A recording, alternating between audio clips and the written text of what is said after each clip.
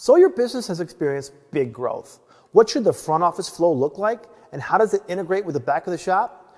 We're going to find out next.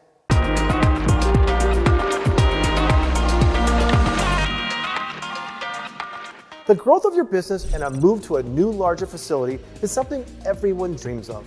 But the reality of that move can be more of a nightmare than a dream.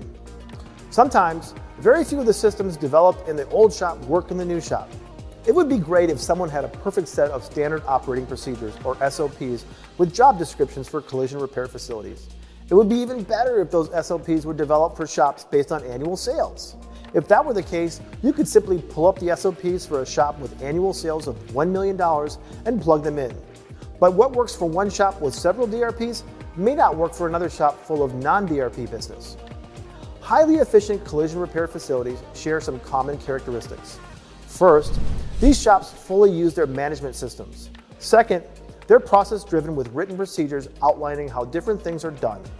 Third, these highly efficient facilities are constantly looking for ways to improve, eliminating unnecessary activities, or doing anything more than once per repair. The step-by-step office flow will be different for different shops based on sales, staffing, layout, and product mix. There are rules of thumb for office staffing, but those rules change based on many variables. Example, one rule of thumb for office staffing is $30,000 to $50,000 per month per office staff. With this guideline, a shop doing $100,000 per month should have 2 to 3 staff people. Do you have a management system? If you utilize a management system to generate and maintain repair orders and manage parts and labor, you will build many of your new procedures based on the system you use and how well you use that system. Do you have written SOPs? Most collision repair facilities don't have SOPs. Instead, there's a culture of, this is how we do it here. That may work in a smaller facility, but as the company grows, the importance of SOPs increases.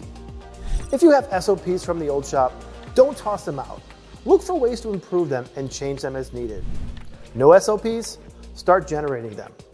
For example, for your office team, begin by documenting how your office team currently does things. How are customers greeted, and who greets them? Are you using a qualification form or process at the initial customer contact? Who completes that form? Does the receptionist load the initial customer information into the estimating system? Or does the estimator do that? Who generates the RO? Who orders the parts? How and when? Who schedules estimates and repairs? How are these activities scheduled? Is there a system for keeping customers informed? How, when, and by who? Once you have the current processes listed, begin to write simple process steps, usually as an outline, to standardize individual processes. Involve your team. Let your estimator document their individual process steps. The office manager can document their steps, and the reception person can document what they do. Working as a team, you take much of the load off your shoulders, and the new processes you develop will have a much higher chance of success than if you develop processes and tell the team that they need to do it your way. Look for steps that are done multiple times by multiple people. Those things are waste and should be systematically eliminated from your process. Find ways to systematically eliminate the "well, it depends" from process steps. It depends is not acceptable. There is help available. Look to your management system provider for assistance, as that tool, properly used, will greatly assist in streamlining your office flow. Look to your paint company, as they have training available, SOP examples, and consultants on hand who can assist in improving your office flow. Look for 20 groups, which are groups of non-competing shop owners and managers who gather to share ideas and learn from each other.